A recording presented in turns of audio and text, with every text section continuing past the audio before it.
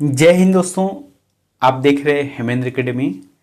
आज हम बात करने वाले हैं आगामी एग्जाम सीटेट के तहत जो सीडीपी का एक पार्ट है, बुद्धि निर्माण एवं बहुआयामी बुद्धि यानी कि बुद्धि लब्धि से संबंधित हम महत्वपूर्ण टॉपिक को देखने वाले हैं और ये आपके सीडीपी के अंतर्गत है। आप देखना समय जैसे जैसे आ रहा है 6 सितंबर हम लगातार वीडियो ला रहे हैं, लेकिन आप लोगों से मेरा एक निवेदन है भाई, मेरा जो YouTube चैनल है ना बहुत ही छोटा सा है, तो आप जब भी हो, अगर नए हो, पहली बार देख रहे हो मेरे चैनल को, तो ज़रूर मेरे चैनल को सब्सक्राइब करें, बेल आइकन को जरूर दबाएं और वीडियो को देखने के बाद उस वीडियो को लाइक करें। ठीक है, इससे क्या होगा कि मैं जब भी वीडियो अपलोड करूँगा आप लोगों के पास वहाँ जाएगा और आप लोग उस वीडियो को देखना, क्योंकि लगातार हम जो है सीटेट की तैयारी करेंगे। ठीक है, तो फिर चलते हैं वीडियो की तरफ। अगर आप हमारे चैनल पर नए हो तो चैनल को सब्सक्राइब कर देना और बेल आइकन को जरूर दबा देना। चलिए चलते हैं वीडियो की तरफ।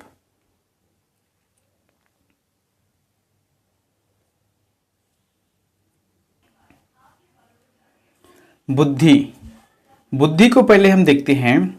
बुद्धि के लिए अलग अलग जो मनोवैज्ञानिक है, अलग अलग जो विश्लेषक है, उनका अपना एक अलग मत होता है, जिसमें से मैंने एक लिया है जो कि इम्पोर्टेंट है, यहाँ से बहुत प्रश्न बनते हैं। वेसलर के अनुसार, वेसलर कहते हैं कि बुद्धि एक समुच्चय या सार्वजनिक क्षमता है जिसके सहारे व्यक्ति उद्देश्यपूर्ण कार्य किया करता है, विवेकशील चिंतन करता है तथा वातावरण के साथ प्रभावकारी ढंग से समायोजन करता है।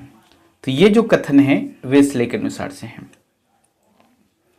बुद्धि के 3 पक्ष होते हैं, मतलब अगर देखें तो मुख्यतः ढंग से 3 पक्ष होते हैं।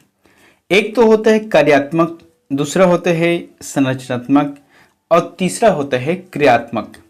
तो ये जो 3 पक्ष है वह मुख्य रूप से है, लेकिन अगर बुद्धि के प्रकार बोलते हैं तो फिर इसका भी एक अलग ढंग से प्रस्तुतिकरण किया है।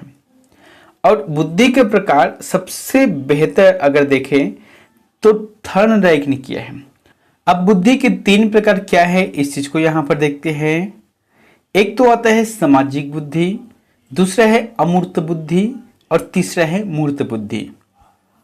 एक एक को देखते हैं। सामाजिक बुद्धि, सामाजिक बुद्धि से तात्पर्य वैसी सामान्य मानसिक क्षमता से होता है जिसके सहारे व्यक्ति अन्य व्यक्तियों को ठीक ढंग से समझता है तथा व्यवहार कुशलता भी दिखाता है। ऐसे लोगों का सामाजिक संबंध अच्छा होता है।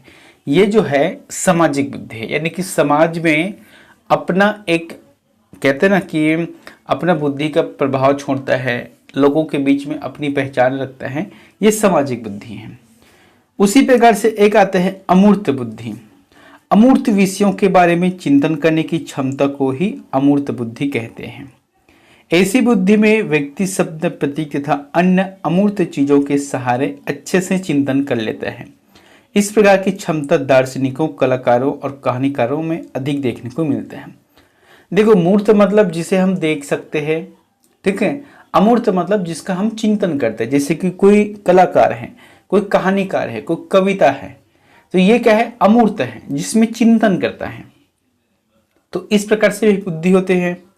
एक होता है मूर्त बुद्धि, जैसे कि वैसी मानसिक क्षमता से होता है जिसके सहारे व्यक्ति मूर्त या ठोस वस्तुओं के महत्व को समझता है, उनके बारे में सोचता है तथा अपनी अच्छा एवं आवश्यकता अनुसार उनमें परिवर्तन लाकर उन्हें उपयोगी बनाता है। इसे व्यवहारिक बुद्धि भी कहते हैं, ठीक कहा जाता है।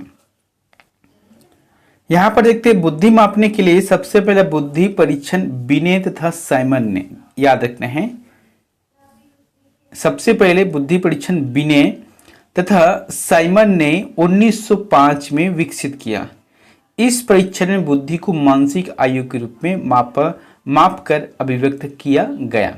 तो इसका एक तरीका रहता है, फार्मूला जो है यहाँ पर लिखा हुआ है, देखो, अगर किसी का बुद्धि लब्धि देखना है, आईक्यू लेवल देखना है, तो इसके लिए क्या होता है, एक तो मानसिक आयु, उसके बाद क्या है उनकी वास्तविक आयु, उसके बाद करना है इंटू 100। भाई अगर मानसिक आयु ज्ञात करना है तो स्वाभाविक बात है यहाँ पर आपको उसके एज को लिखेंगे, वास्तविक एज को, और 100 से इसको गुना कर देंगे। तो इस प्रकार से जो आंसर आ जाएगा ना, ये इनकी मानसिक आयु कहलाएगी। इसके लिए अलग अलग मान तैयार किया गया है, जैसे कि 140 या इससे अधिक के जो आईक्यू लेवल होते हैं, बुद्धिलब्धि होते हैं, यह प्रतिभाशाली व्यक्ति को ही पहचान है। अब देखना, व्यक्ति तो सभी के पास 24 घंटे हैं, सभी के पास मेमोरी क्षमता एक ही है, लेकिन उपयोग कौन करता है? वैज्ञानिक जो होता है वह अपने स्तर पर सोचता है, जो कि बहुत हाई लेवल का होता है, और एक जड़ बुद्धि का बालक जो होता है वह सोच नहीं पाता, अपने लिए सोच नहीं पाता। तो ये अंतर होता है। अगर 120 से 139 तक से आईक्यू है तो उसको अति श्रेष्ठ व्यक्ति कहा गया है। 110 से 119 के बीच का व्यक्ति को श्रेष्ठ कहा जाता है। 90 से 109 ये जो है सबसे ज्यादा इसी का परसेंटेज रहता है, इस सामान्य बुद्धि का रहता है। ठीक है, सामान्य बुद्धि का है। 80 से 79 के बीच में क्या है, मंद बुद्धि के बालकों के लिए है। 70 से क्या है 79, ये सीमांत या मंद बुद्धि के बालकों के लिए कहा है। 60 से 69 के बीच में मूढ़ बुद्धि के बालक, और 20 से 59 के बीच में हीन बुद्धि के बालक पाए जाते हैं। और 20 या इससे कम व्यक्ति के होते हैं उसे जड़ बुद्धि कहते हैं, जड़ बुद्धि। इस प्रकार से मैंने आपको बता दिया है आईक्यू लेवल बुद्धि के बारे में, जिनको ज्ञात करने का तरीका है। और याद रखना 1905 में सबसे पहले परीक्षण साइमन और बिने ने किया था। ठीक है, अब देखते हैं हम इनसे संबंधित कुछ महत्वपूर्ण एमसीक्यू क्वेश्चन को। चलिए, निम्न में से कौन सा बुद्धिमान बच्चे का लक्षण नहीं है? तो बुद्धिमान बच्चे का लक्षण नहीं है, कौन सा नहीं है? पहले ऑप्शन को पढ़ना, पढ़ने के बाद जो है आंसर लगाना।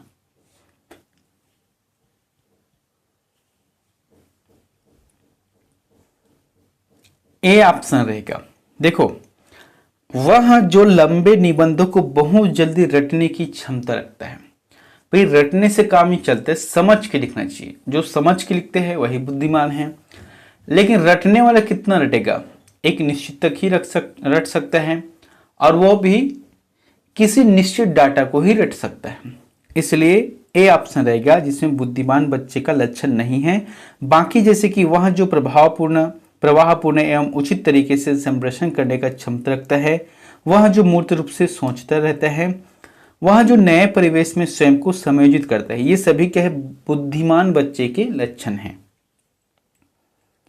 एक बालक जिसकी बुद्धि लब्धि 105 है, उसे वर्गीकृत किया जाएगा। अभी जस्ट बताया था आपको एक चार्ट के माध्यम से, जिन बच्चों का बुद्धि लब्धि 105 है, तो ऐसे बच्चों को सामान्य बुद्धि की श्रेणी में रखा गया है। ठीक है, 90 से 109 तक के। अगला, बुद्धि के संबंध में सही कथन क्या है? बताओ, सही कथन क्या है? सबसे पहली बात तो समायोजन करने की क्षमता का नाम बुद्धि है। बिल्कुल सही बात है। जो बुद्धिमान होते हैं ना, वो हर बात में समायोजन करने का प्रयास करता है, हर बात को समझने का और समझाने का प्रयास करता है। और इनमें ना सीखने की क्षमता अधिक होती है, यानी कि जहां भी जाओ, जहां भी मौका मिले वहां सीखने का प्रयास करता है। और जब भी कुछ नया करता है तो उसमें दो पक्ष लेके चलता है, एक तो सामान्य है और दूसरा तर्क है।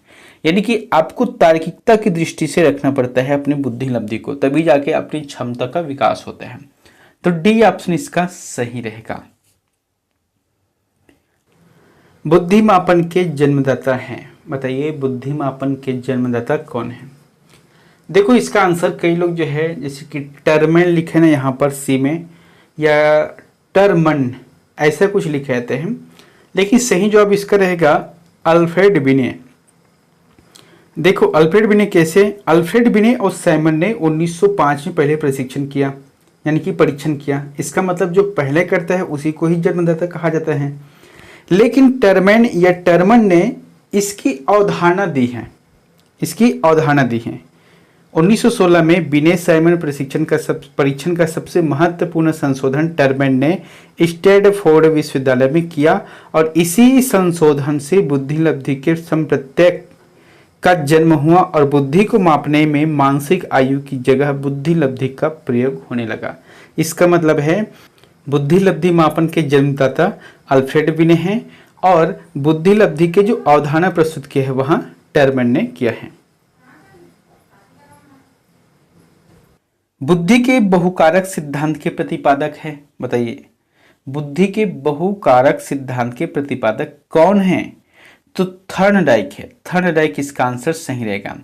दोस्तों मेरा प्रयास ये रहेगा देखना कि कुछ दिनों के बाद एक ऐसा वीडियो लाऊंगा जिसमें जो क्या है मनोवैज्ञानिक है, जो साइंटिस्ट है, उन्होंने किस विचारधारा को दिया है उससे संबंधित प्रश्नों को लेकर आऊंगा। ये किस मनोवैज्ञानिक ने किस बात के लिए कहा है उन सभी के बारे में एक ही वीडियो में लेकर आऊंगा मैं, ठीक है। बुद्धि एवं सृजनात्मकता के में किस प्रकार का सह संबंध पाया गया है? तो बताओ बुद्धि है, अब उस बुद्धि में जो बुद्धिमान है उसको ये चाहिए कि वह सृजन करे, निर्माण करे नए नए विचारों का, नए नए कार्यों का। तो इसका आंसर रहेगा धनात्मक रहेगा, ठीक है, धनात्मक इसका आंसर सही रहेगा।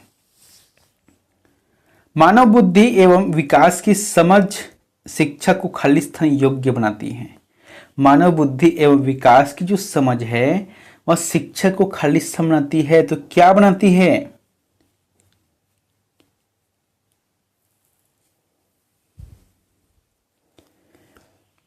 विविध शिक्षार्थियों के शिक्षण के बारे में स्पष्टता, ठीक है, विविध शिक्षार्थियों के शिक्षण के बारे में स्पष्टता बनाती है, योग्य बनाती है मानव बुद्धि और विकास की समझ। प्रत्येक बुद्धि एक दूसरे से भिन्न होती है, यह कथन किसका है? तो देखो ये तो कहने के मतलब ऐसी बात है कि एक क्लास में अगर 10 बच्चे हैं तो 10 बच्चे का जो आईक्यू लेवल है, बुद्धि है, सबका अलग अलग रहता है। ये जो बात है हार्वर्ड गार्डनर ने कहा है। हार्वर्ड गार्डनर का बुद्धि का सिद्धांत खालिस्तान पर बल देता है। बताओ हार्वर्ड गार्डनर ने बुद्धि का जो सिद्धांत दिया है उसमें किस बात का उल्लेख है, किस बात को ज्यादा बल दिया है? प्रत्येक व्यक्ति की विलक्षण योग्यता, याद रखना है, प्रत्येक व्यक्ति में विलक्षण योग्यता होती है, बस उसे जरूरत है निखारने, तराशने और जानने की। बुद्धि का तरल मोज़ेक मॉडल किसने दिया था? बताओ बुद्धि का तरल मोज़ेक मॉडल किसने दिया? कैटेल ने कि गिलफोर्ड ने या थर्स्टर ने या स्पेयरमैन ने? क्या हो सकता है इसका आंसर? बुद्धि का तरल मोज़ेक मॉडल जो दिया है वहां कैटेल ने दिया है। कैटेल, इस चीज को याद रखना। चेस तथा कार्ड को निम्न में से किसमें वर्गीकृत किया जा सकता है? बताओ। जैसे कि आप देखना चेस है, ठीक है, ये कार्ड खेलते, पत्ते खेलते हैं, तो इसमें सामान्य बुद्धि के बच्चे नहीं खेलते हैं। इसके लिए जो है बौद्धिक, विशिष्ट बौद्धिक विचार वाले व्यक्ति खेलते हैं, ठीक है। कि देखना सामान्य खेल तो हम लोग खेल लेते हैं चेस, लेकिन चैंपियन कौन बनते हैं? जो बुद्धि से हाई हो, जिनका सोचने की क्षमता अत्यधिक हो, वही चेस खेलते हैं, ठीक है। अब ऐसा नहीं कि आप कुश्ती लड़ रहे हो या कुछ भी और खेल खेल रहे हो, उसमें शारीरिक मेहनत लगता है, लेकिन चेस में शारीरिक मेहनत नहीं, मानसिक मेहनत लगता है, बौद्धिक मेहनत लगता है, इसलिए यहां बौद्धिक खेल है। मनोवैज्ञानिक के अनुसार बुद्धि, बताओ मनोवैज्ञानिक के हिसाब से बुद्धि क्या है? सीखने की क्षमता है कि अमूर्त चिंतन की योग्यता है, या तो एक या दो, या डी ऑप्शन में क्या है? एक और दो दोनों। क्या हो जाएगा इसका आंसर? डी ऑप्शन रहेगा। यानी कि मनोवैज्ञानिक के अनुसार बुद्धि जो है सीखने की क्षमता है और अमूर्त चिंतन की योग्यता है। बुद्धि के द्विखंड सिद्धांत का प्रतिपादन किसने किया? बताओ बुद्धि का जो द्विखंड सिद्धांत है इनका प्रतिपादन जो है स्पेयरमैन ने किया है। किसने किया है? स्पेयरमैन ने। मैंने यहाँ पर लिखा है कि चार्ल्स स्पेयरमैन ने 1923 में प्रतिपादित किया था, जिसके दो कारक है। कौन कौन से हैं? एक तो है जी कारक और एक है एस कारक। जी कारक यानी कि जनरल फैक्टर यानी कि सामान्य कारक, एस कारक मतलब है स्पेसिफिक फैक्टर यानी कि विशिष्ट कारक। तो दो कारक है जो कि स्पेयरमैन ने दिया है। कौन सा स्टर्नबर्ग का बुद्धि का त्रिपाची सिद्धांत का एक रूप है? यहां पर कौन रहेगा? तो कौन सा स्टर्नबर्ग का बुद्धि का त्रिपाची सिद्धांत का एक रूप है? व्यवहारिक बुद्धि, प्रायोगिक बुद्धि, क्या है? संसाधन पूर्ण बुद्धि और एक है गणितीय बुद्धि। तो स्टर्नबर्ग के अनुसार जो त्रिपाची सिद्धांत है, याद रखना है, जो त्रिपाची सिद्धांत किसने दिया है? स्टर्नबर्ग। इन्होंने जो सिद्धांत दिया है उसमें एक आता है व्यवहारिक बुद्धि। ऑप्शन ए सही रहेगा। इसके अलावा दो और हैं, जैसे कि घटकीय बुद्धि या विश्लेषणात्मक बुद्धि और एक है अनुभाविक बुद्धि। ठीक है। किसने सबसे पहले बुद्धि परीक्षण का निर्माण किया? किसने सबसे पहले बुद्धि परीक्षण का निर्माण किया? David Wechsler, Alfred Binet, Charles Edward Spearman या रॉबर्ट स्टर्नबर्ग? बुद्धि परीक्षण का निर्माण जो है एल्फ्रेड बिने ने किया है, साइमन के साथ मिलकर 1905 में।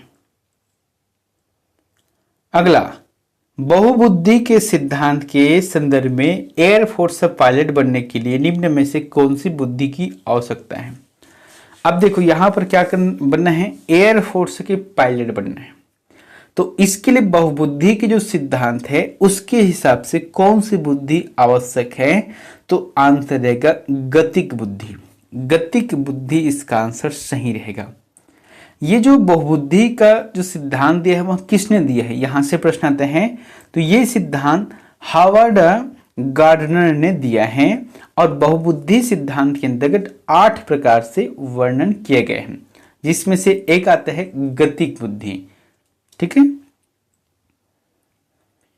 विकास की किस अवस्था में बुद्धि का अधिकतम विकास होता है?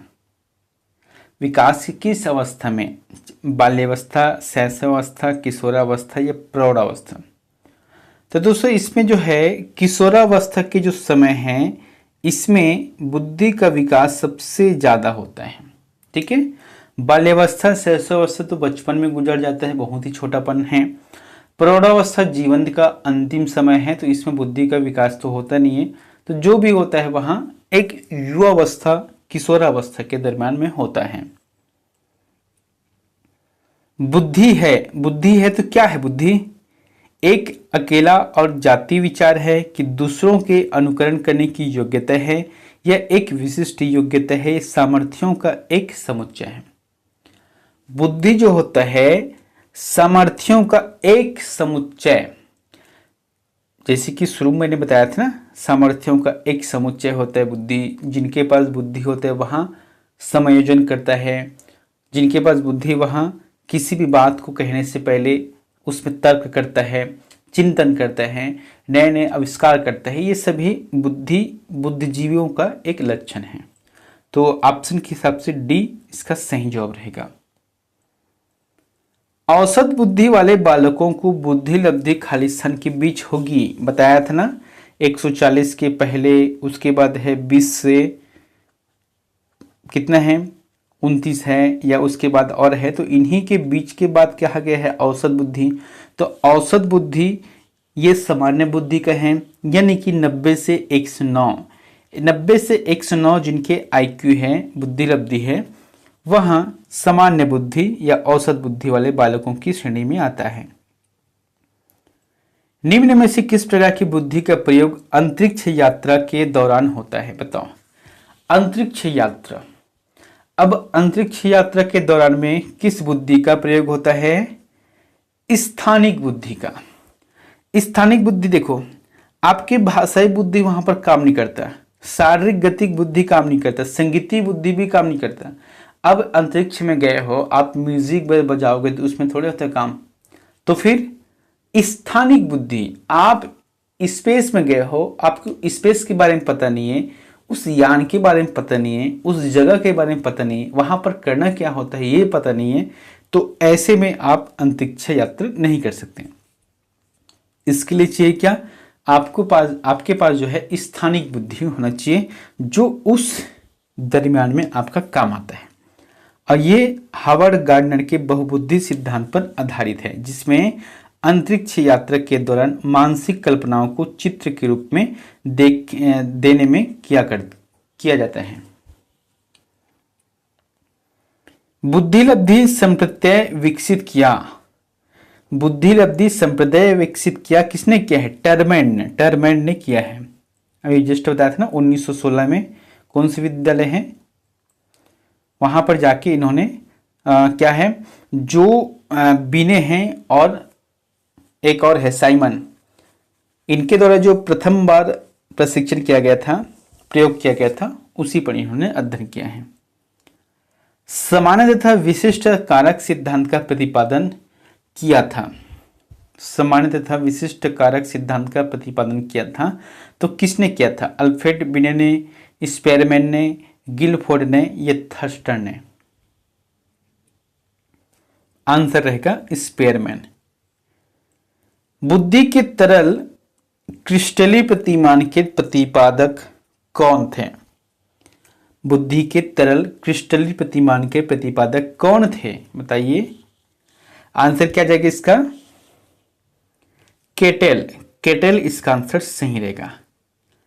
दोस्तों ये 25 नंबर के प्रश्न आप लोगों के लिए होमवर्क हैं और इसका आंसर में प्लीज कमेंट बॉक्स पर जाकर जरूर बताएं।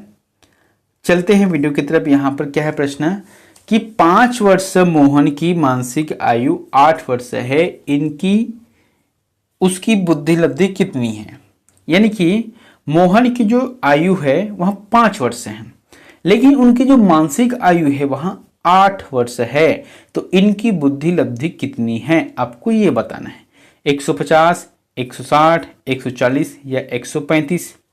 बताया था ना आपको, मानसिक आयु 8, वास्तविक आयु 5, यहां से आपको 100 करना है, इसके बाद इसका आंसर निकल जाएगा। ठीक है, तो फिर मिलते हैं नेक्स्ट वीडियो में एक नई जानकारी के साथ। Thank you.